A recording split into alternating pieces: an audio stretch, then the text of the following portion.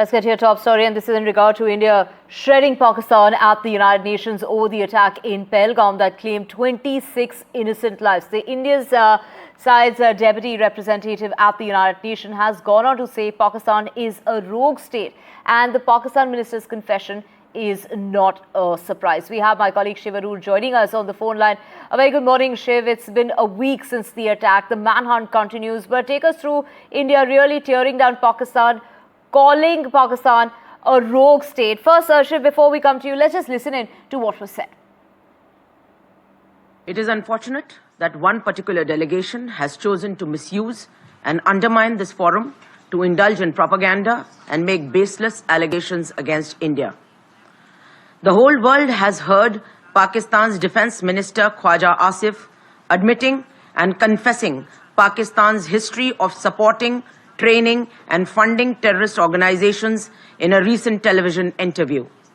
This open confession surprises no one and exposes Pakistan as a rogue state fueling global terrorism and destabilizing the region.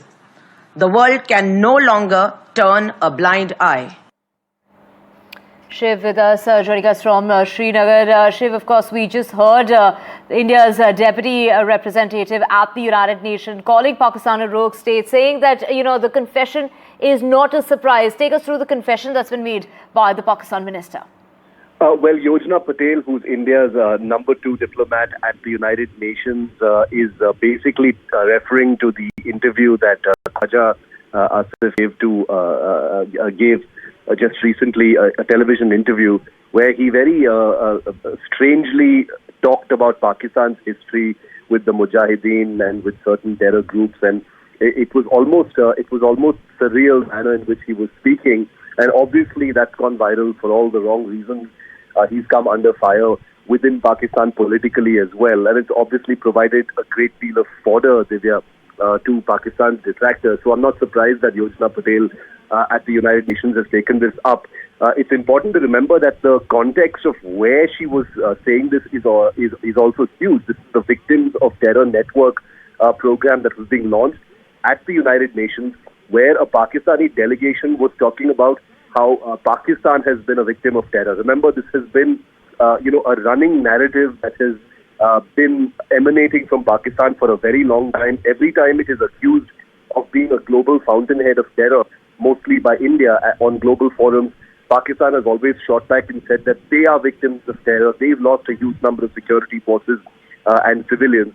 This is, of course, ironic and ridiculous, considering that all of these terror groups are basically products of Pakistan. It's the entire snakes in your backyard theory.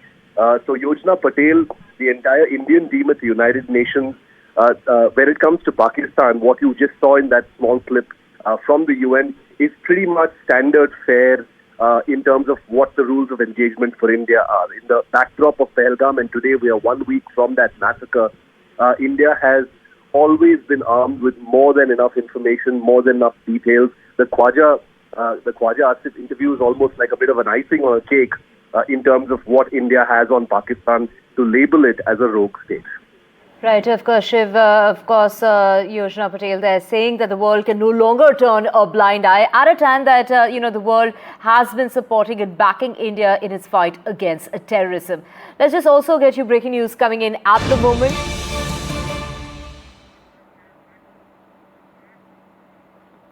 We're talking about ceasefire violation yet again by Pakistan side. Firing now has been reported at the Aknoor sector. This is the 5th night of ceasefire violation at the line of control. Shiv back with us on the phone line. Shiv, of course, yesterday we were reporting about firing that has been reported for the first time when we're talking about the Poonch area, and now firing taking place at the Aknoor sector. This is the 5th consecutive night of violation of the ceasefire agreement.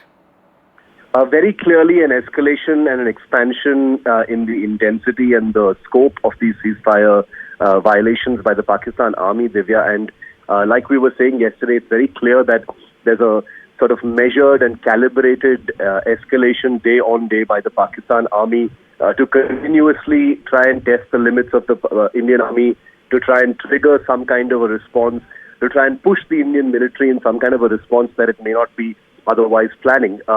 The important part of last night's violations is that they are, apart from the northern areas, this basically was concentrated in Akhnur, which is the chicken's neck sector just north of Punjab, in fact, just north of the international border.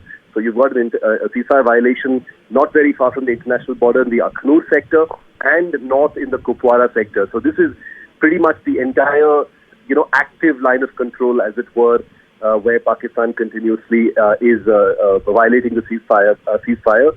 Baramulla sector also has been activated, according to what the army has released just now, which means that with each passing day, new posts are being added to this entire lineup of violations. The intensity of the fire has also increased, I understand, in at least 7 or 8 posts.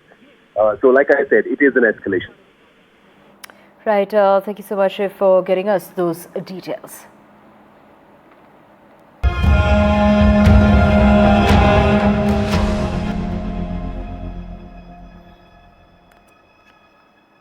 And as ceasefire violation continues, we're talking about 1 week into the attack. On Tuesday last week, 26 innocent people lost their lives in an attack that took place in Pahalgam.